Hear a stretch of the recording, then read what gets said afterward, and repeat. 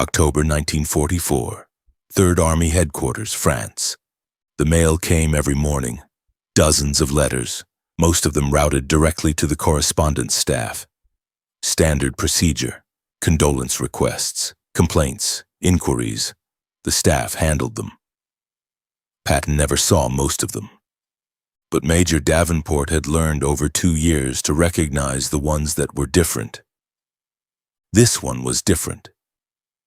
He read the first paragraph standing at the mail table. Then he sat down and read the rest.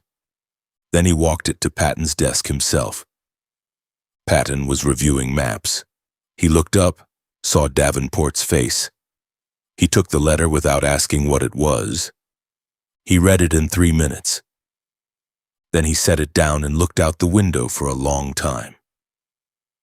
The letter was from a woman named Margaret Colton, 53 years old, from a small town outside Columbus, Ohio. Her son, Private First Class Robert Colton, had been killed 6 weeks earlier during a river crossing in France, 21 years old. 3rd Army, Patton's command. The letter was not what Davenport had expected it to be when he first saw the handwriting on the envelope. It was not angry. It was not demanding. It was not asking for explanations or apologies. It was asking for one thing only. She had written, "I know you are very busy and that many mothers have lost sons, and I am not asking for special treatment. I am only asking for the truth, not the official truth. The truth. Was my son afraid at the end? Was he in pain? Was he alone? These are the questions that keep me awake. I have the official letter. It tells me he died in service of his country and that he was brave. I know he was brave. I raised him. I am asking you to tell me something the official letter cannot. Please." Patton read the letter twice more that afternoon. This is what he wrote back. "Before we continue, make sure you subscribe. We tell the World War II stories that show what the war cost the people who weren't in it." Margaret Colton had not expected a response. She had sent the letter because not sending it had become impossible, because she had been lying awake for 6 weeks composing it in her head, and writing it down and mailing it was the only way to stop. She had addressed it to General Patton because Robert had spoken of him in his letters home. Not always reverently. Robert was not a reverent young man, but with a particular kind of respect that Margaret recognized. The respect you had for someone you knew was paying attention. She had not expected the general to be paying attention to her. The response arrived 3 weeks later. Not a typed form letter, not a staff reply on official stationery. A handwritten letter, 4 pages. Patton's own handwriting, which she would later describe to her sister as the handwriting of a man who wrote quickly and meant every word. She read it at the kitchen table on a Tuesday afternoon in November. The autumn light coming through the window. The house quiet in the way houses are quiet when someone who used to live in them is gone. She read it 4 times before she put it down. Patton had not known Robert Colton personally. 3rd Army had 250,000 men. No general knew them personally. But when he decided to respond to Margaret's letter himself, he had done something first. He had called for the after-action report from the river crossing. He had called for the names of the men in Robert's unit who survived. He had asked Davenport to reach 2 of them by telephone. It took 4 days. Then he sat down and wrote. He wrote, "Mrs. Colton, I am going to answer your questions as honestly as I can. I will tell you what the men who were with your son told me. I will not make anything better than it was because you asked me not to, and because you deserve the respect of the truth." He wrote, "Your son was not alone. He was with his unit. He was with men he had trained with and fought beside for 8 months. In my experience, which is considerable, men in that situation are not alone in the way civilians fear. They are held by the presence of the men beside them in a way that is difficult to describe to someone who has not experienced it. Robert was held that way." He wrote, "Was he afraid?" "Yes." Every soldier is afraid at a river crossing. The ones who tell you otherwise are lying, or they have stopped feeling things entirely, and neither of those is something to want for your son. Fear in a soldier is not weakness. It is proof that he understood the situation clearly and went forward anyway. That is the only real definition of courage I have ever found. Robert had it. He wrote, "Was he in pain?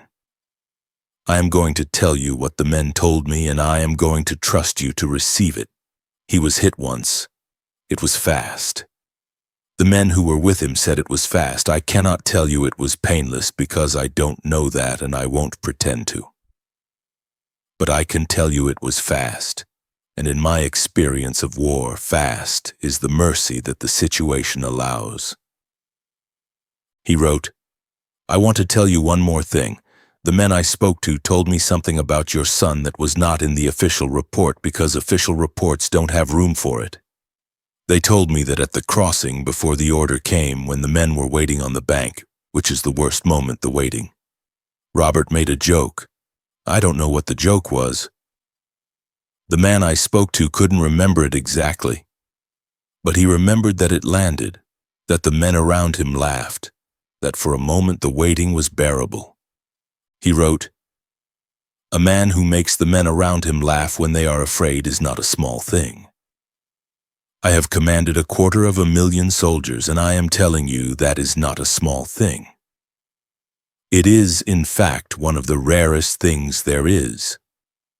He wrote, "I am sorry for what you have lost. I am sorry in the specific way that a man who sent your son to that river can be sorry, which is not the same as ordinary sorrow. I carry the names of the men who have died in my command. I carry them because it is the only thing I can do that is proportionate to what they gave. Robert's name is among them now." He wrote, "You asked me for the truth. I hope this is close enough to it to give you some rest." He signed it, G.S. Patton, General.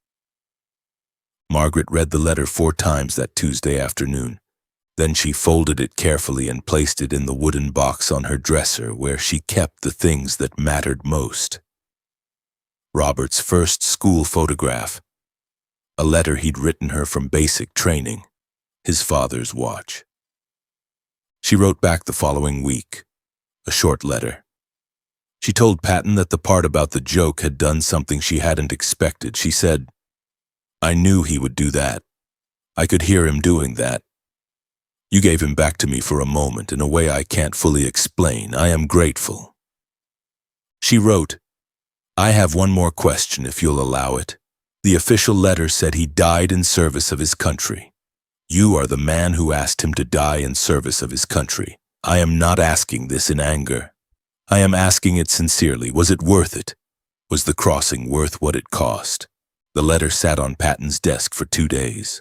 Rayfield looked at him. It was an unusual request. He thought about it carefully. He said, "I thought about the order. I understood the order. I understood why the order existed. Holding position prevents the kind of uncoordinated advance that gets people killed and operations tangled. That logic was sound, but the order was written at 0600 based on information from 0500. The situation at 0730 was different from the situation the order was written for. The order was correct for the situation it was written for. It was not correct for the situation I was standing in." Patton said, "And you trusted your own assessment over the standing order of a 4-star general?" Rayfield said, "Yes, sir." Patton said, "Why?" Rayfield said, "Because I was there and you weren't." The tent was very quiet. Davenport, standing near the entrance, did not move. Rayfield held Patton's eyes. He had said the most dangerous sentence available to a captain under investigation for insubordination, and he had said it without flinching because it was true, and he had decided the night before that the only thing worth doing in that tent was telling the truth. Patton said nothing for a long time. Then he said, "What would you have done if you'd been wrong? If the gap had been a feint? If the column had been bait? If advancing had broken the pocket instead of sealing it?" Rayfield said, I would have been responsible for the failure of the operation and the deaths of the men who followed my order. I understood that when I gave it. Patton said, "And you gave it anyway." Rayfield said, "I gave it because I believed I was right, not because I was certain, because I believed it. There's a difference." Patton stood up. He walked to the map table. He stood with his back to Rayfield, looking at the map of the operation. He could see the gap. He could see exactly what Rayfield had seen from the ground, now rendered in lines and symbols on paper. He stood there for almost a minute. Then he turned around. He said, "Colonel Briggs is correct that the precedent is dangerous. He is correct that an army where every captain decides which orders apply to him is an army that cannot function." "He is correct about all of that." Rayfield said nothing. Patton said, "He is also working with information you had at 0600. You were working with information you had at 0730. 90 minutes is a long time in a moving operation." He walked back to his chair, sat down. He said, "I am going to tell you something that is not in any field manual and will never be in any field manual. Because if it were in a field manual, every lieutenant with an opinion would use it to justify doing whatever he felt like." "Are you listening?" Rayfield said. "Yes, sir." Patton said, "The order exists to serve the operation. The operation exists to serve the objective. When following the order destroys the operation, you are not serving the order by following it. You are hiding behind it." He let that sit for a moment and he said, "Most officers never face that situation clearly. Most of the time the order and the operation point the same direction and there is no choice to make. You faced it clearly. You made a choice. You were right. That combination, facing it clearly, choosing correctly, is rarer than courage under fire. Courage under fire is common. Clarity under pressure is not." Rayfield said nothing. He was listening very carefully. Patton said, "Here is what is also true. You could have been wrong. The margin between what you did and a catastrophic blunder was your judgment and your information and the flooded ground that the maps didn't show. Any one of those factors being different, and this conversation is very different. You understood that. You moved anyway. That is not something I can teach. Either a man has it or he doesn't." He looked at Rayfield directly. He said, "You have it." He picked up the investigation report. He wrote 3 words at the bottom, signed it, and handed it to Davenport. Davenport read it. His expression did not change. He had learned that too. Patton said, "You're not being disciplined. You're being promoted. Effective immediately, Major Rayfield.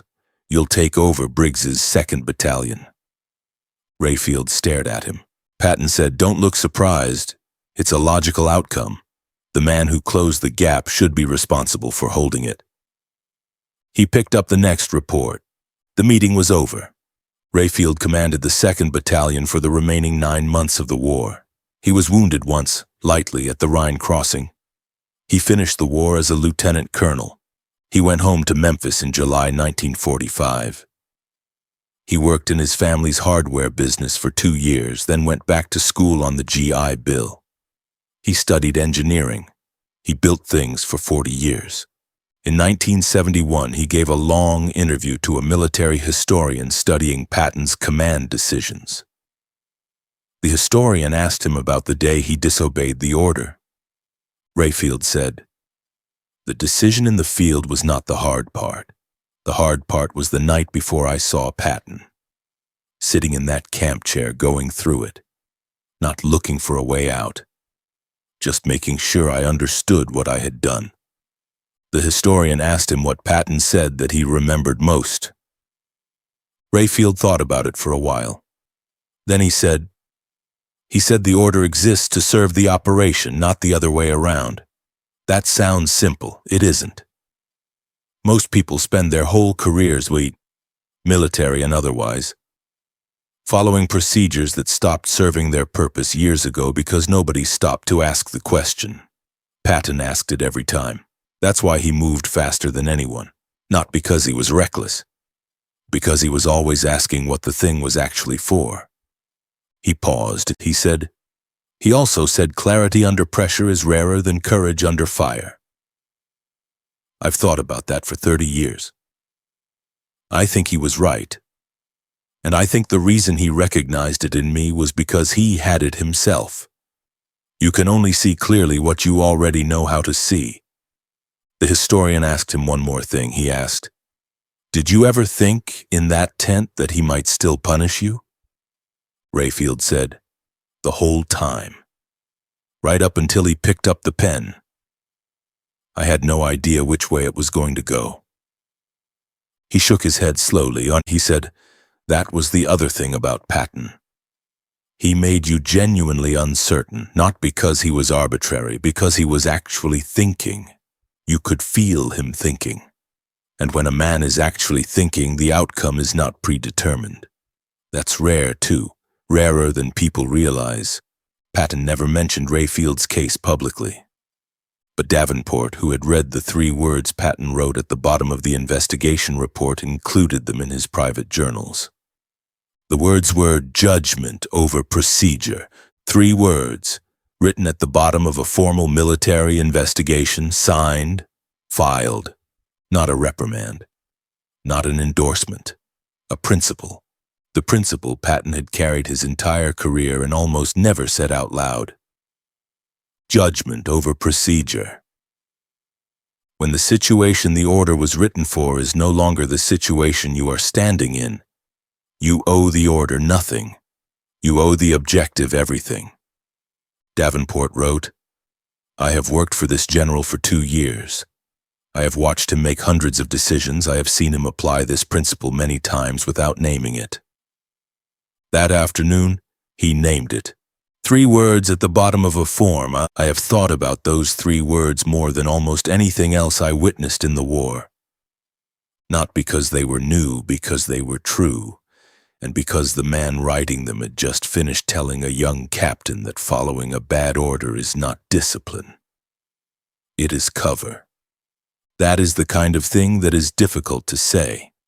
It is also the kind of thing that, once said, cannot be unsaid. Would you have given that order to advance? And if you had, would you have been able to defend it the way Rayfield did? Let us know in the comments below. And if you want more World War II stories, the ones about what real leadership looks like when the rules don't fit, make sure you subscribe.